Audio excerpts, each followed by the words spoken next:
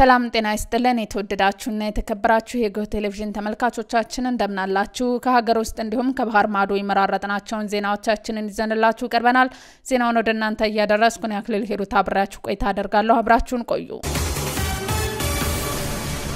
ቀዳሚ ወዳደረግነው ዜና ስናልፍ በአዲስ አበባ ከተማ በቀዳማይ ልጅነት ፕሮግራም ሀገር ተረካቢ ትውልድ መገንባት የሚያስችል ምህዳር መፍጠሩን ከንቲባ አዳነች አቤቤ ገለጹ ከንቲባ አዳነች አቤቤ ከኬንያ ቦምባሳ ግዛት አስተዳደር አብዱል ዋስማድ ሸሪፍ ናስርና ሉካን ቡድናቸው ጋር ተወያይተዋል የሉካን ቡድኑ በአዲስ አበባ በሚኖረው ቆይታ በመዲናዋ የቀዳማይ ልጅነት ፕሮግራም የንጹህ መጠጥ ውሃ አቅርቦትና ፍሳሽ አስተዳደር የደረቅ ቆሻሻ አወጋገድ ስርዓት እንዲሁም የኮሪደር ልማትና ሌሎች የከተማ ትራንስፎርሜሽን ስራዎች በመጎብኘት የልምድ ልውውጥ እንደሚያደርጉ ተመላክቷል ከንቲባ አዳነች አቤቤ በዚህ ወቅት ሀገርን መገንባት የሚቻለው ህፃናት ላይ ሲሰራ እንደሆነ ገልጸው በዚህም በህፃናት ላይ ለሚሰሩ ስራ ልዩ ትኩረት መስጠቱን ተጠቁሟል ህፃናትን ለማሳደግ ምቹና ተመራጭ የአፍሪካ ከተማ ማድረግ የሚለውን ትልቅ ግብ ለማሳካት ጥናት ላይ የተመሰረተ ስርዓት በመዘርጋት ወደ ተግባር መገባቱ ተገልጿል ለዚህም ለህፃናት እድገት ወሳኝ ሆነ የሰለጠነ የሰው ኃይል ከመቅጠር አንስቶ በርካታ እርምጃዎች መወሰዳቸው ተጠቁሟል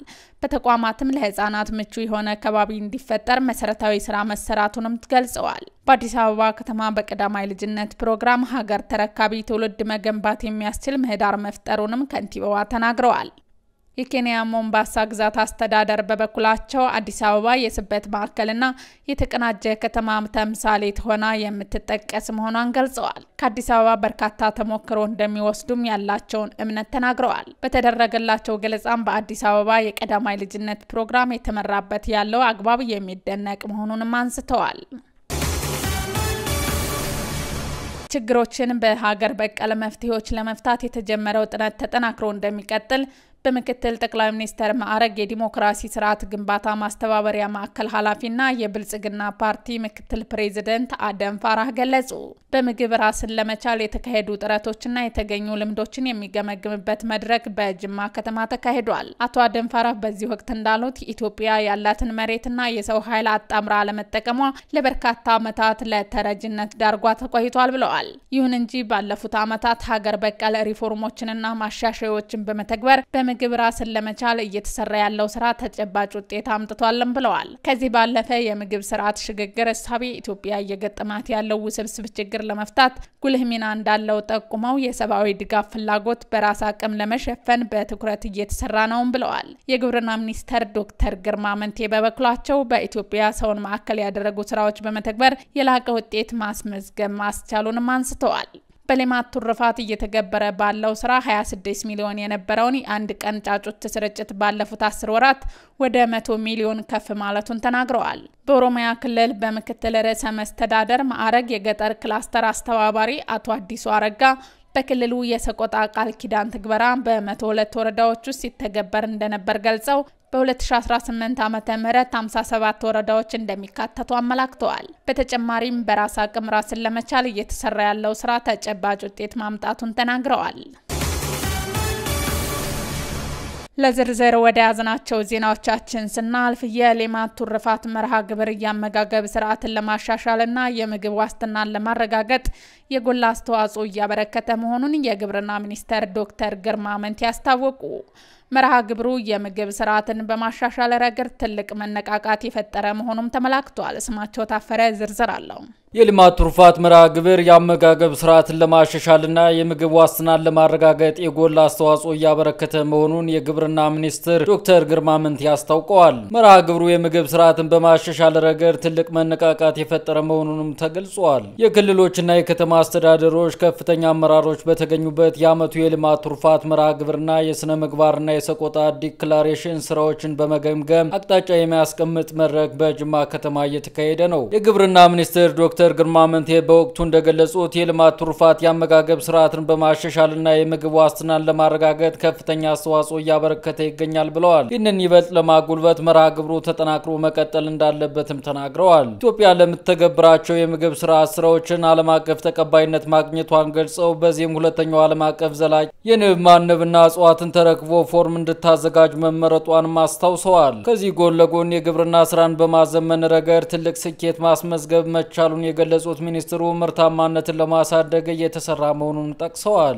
በተመሳሳይ የልማት ትሩፋት መርሃ ግብር የምግብ ስርዓትን በማሻሻል ረገድ ትልቅ መነቃቃትን የፈጠረ መሆኑን የኦሮሚያ ክልል ምክትል ፕሬዝዳንት ማዕረግ የገጠር ክላስተር አስተባባሪ አቶ አዲሱ አረጋ አስታውቀዋል። በቀላሉ የምግብ ግብዓቶችን በማምረት የህብረተሰቡን ያመጋገብ ባህል ያሻሻለና የገቢ ምንጭን የፈጠረ እንቅስቃሴ ነው ብለዋል። የልማት ትሩፋትና የምግብ ስርዓትን መርሃ ግብሩ ለማጠናከር ከተለያዩ ኢኒሼቲቮች ተቀርጾ ወደ ስራ መገባቱንም ተናግረዋል። የኢትዮጵያ መንግስት በመሰረተ ልማት ዝርጋታ ላይ ኢንቨስት በማድረግ ዘላቂ ልማትን በማስፋፋት ጠንካራ ማህበረሰብ ለመገንባት ቁርጠኛ መሆኑን የከተማና መሰረተ ልማት ሚኒስተር ጫልቱ ሳኒ ገለጹ። ብሌን ተሾመ ዝርዝር አላት። የኢትዮጵያ መንግስት በመሰረተ ልማት ዝርጋታ ላይ ኢንቨስትመንት በማድረግ ዘላቂ ልማትን በማስፋፋት ጠንካራ ማህበረሰብ ለመገንባት ቁርጠኛ መሆኑን የከተማና መሰረተ ልማት ሚኒስተር ጫልቱ ሳኒ ገልጸዋል። በመክፈቻ መርሃ ግብሩ ላይ የከተማና መሰረተ ልማት ሚኒስተር ጫልቱ ሳኒ እንደገለጹት የኢትዮጵያ መንግስት በመሰረተ ልማት ዝርጋታ ላይ ኢንቨስትመንት በማድረግ ዘላቂ ልማትን በማስፋት ጠንካራ ማህበረሰብ ለመገንባት ቁርጠኛ ነው ሲሉም ገልጸዋል። ኢትዮጵያ ለስነ ምህዳር ተስማሚና ዘላቂ ልማት ቅድሚያ ትሰጣለች ያሉት ሚኒስተር ከዚህም በአረንጓዴ አሻራ መርሃ ግብር ከ25 ቢሊዮን በላይ ችግኞች መተከላቸውን ተናግረዋል። እንደ ሚኒስትሩ ገለጻ በቤቶች ልማት ፕሮግራምና የኮሪደር ልማት መርሃ ግብር በሺዎች ለሚቆጠሩ ዜጎች የስራ ዕድል መፈጠሩን አንስተው በማህበራዊ ትብብርና ኢኮኖሚያዊ መረጋጋትን በማጎልበት ሁሉም ዜጋ በሀገሪቱ እድል ውስጥ የራሱን ድርሻ እንዲኖረው ማድረግ የተቻለ ነው ብለዋል። ጉባኤው በአፍሪካ ያለውን ስራ አጥነት፣ ድህነትና የእኩልነት መጓደል ችግሮችን ለመፍታት አዳዲስ ፖሊሲዎችን፣ ስልቶችንና ፕሮግራሞችን እንዲዘጋጁ እድል የሚፈጥር መሆኑንም ጨምረው ተናግረዋል። የፖለቲካ አለመረጋጋት፣ ስራ አጥነት፣ የአየር ንብረት ለውጥ፣ የዜጎች መፈናቀልና የዓለም አቀፋዊ ተግዳሮቶችን መጋፈጥ አስፈላጊ መሆኑን አውስተው ለአካባቢ ጥበቃና ሚዛን ቅድሚያ የሚሰጡ ዘላቂ አሰራሮችን መከተል አለብንም ሲሉ ተናግረዋል። ጉባኤው የከተማና መሰረተ ልማት ሚኒስቴር ከዓለም አቀፍ የስራ ድርጅትና የኢትዮጵያ መንገዶች አስተዳደር ጋር በጋራ ያዘጋጁት መሆኑም ይታወቃል። በኢትዮጵያ 5% የሚሆነው የወተት ምርት ብቻ ጥራቱን በጠበቀ መልኩ ለህዝቡ እንደሚቀርብ ተገለጸ። በኢትዮጵያ ለህብረተሰቡ የሚቀርብ ብዙ መጠን ያለው የወተት ምርት ጥቅም ላይ የሚውል ሲሆን ከዚህም ውስጥ ለሽያጭ የሚቀርብ 5% ብቻ የሚሆነው የወተት አቅርቦት ጥራቱን የጠበቀ መሆኑን የኢትዮጵያ ምግብና መድኃኒት ባለስልጣን አስታውቋል። ቁም ነገር ሽፈራው ተጨማሪ አላት። በባለስልጣን መስሪያ ቤት የእንስሳት ተዋጽኦና አልሚ ምግቦች ኢንስፔክሽን ዴስክ ኃላፊ አቶ መሐመድ ሁሴን በሀገሪቱ አጠቃላይ የወተት ምርት አቅርቦት ላይ የጥራት ችግሮች መኖራቸውን ተናግረዋል። ማንኛውም ሰው እንደፈለገ ወተት እያዞረ መሸጥ እንደማይችልና የግንዛቤ በማህበረሰቡ ዘንድ እንደሌለ አለመኖሩን የገለጹት ኃላፊው በተጨማሪም የወተት ምርትና ሽያጭ ከሚፈለገው ከፍተኛ ጥንቃቄ አንጻር በጀርካንና በሌሎች ባልተፈቀዱ እቃዎች ማጓጓዝ ጥራቱን ከማጓደል ባሻገር ለበሽታ አምጪ ተዋሲያን የሚያጋልጥ መሆኑን አስረድተዋል። አክለውም ዘርፉ ያላደገ በመሆኑ የሚስተዋሉ የጥራት ችግሮችን ሙሉ በሙሉ ለመቅረፍ አልተቻለም ብለዋል። ከዚህ ጋር ተያይዞ በወተት ምርቶች ላይ በተለይ በባህላዊ መንገድ ለህብረተሰቡ የሚቀርቡ ምርቶች ከፍተኛ ጥንቃቄን የሚሹ በመሆናቸው ወተት አቅራቢዎች በቂ ስልጠናዎችን በመውሰድ ዘመናዊ አካሄዶችን ሊከተሉ እንደሚገባም አሳስበዋል። ለዚህም በዋናነት ከሚስተዋሉ ችግሮች አንጻር የመኖ በበቂ ሁኔታ አለመቅረብና የእንስሳት አያያዝ ተጠቃሽ መሆኑን አስረድተዋል። ይህ ማለት ሙሉ በሙሉ ጥራት የጎደላቸው የወተት ምርቶች ገበያ ላይ አሉ ማለት እንዳልሆነና ጥራት ያላቸው የወተት ምርቶች ስለመኖራቸው አንስተዋል። ባለስልጣኑ በበኩሉ የተጀመሩ የቁጥጥር ስራዎችን በአዲስ አበባና በሌሎች ክልሎችም ተጠናክረው እንደሚሰሩም ኃላፊው ጨምረው ገልጸዋል። የዴስክ ኃላፊው አክለውም ባለስልጣኑ የወተት ጥራትን ለማስጠበቅ ስራዎችን እያከናወነ መሆኑን የገለጹ ሲሆን ህጋዊ ሂደቱን በተመለከተ ለማህበረሰቡ ግንዛቤ መፍጠር እንደሚገባም ገልጸዋል። ከውጪ የአሜሪካው ምክትል ፕሬዝዳንትና የካናዳው ጠቅላይ ሚኒስትር በሮም የንግድ ውይይት አደረጉ።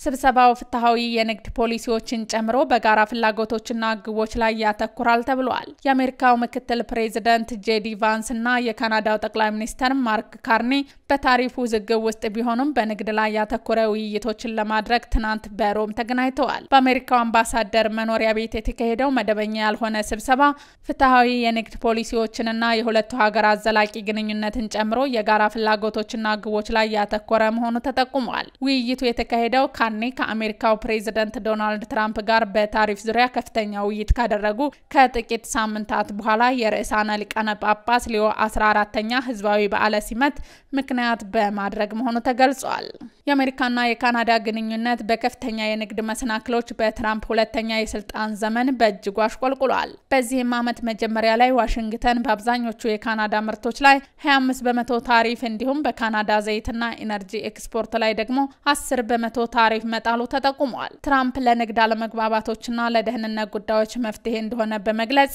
ካናዳ 51ኛዋ የአሜሪካ ግዛት እንድትሆን ደጋግመው ሐሳብ ቢያቀርቡም ይህ ሐሳብ የካናዳ ባለስልጣናት ለሉዓላዊነታቸው ስጋት ነው ብለው ውድቅ ማድረጋቸው ተገልጿል።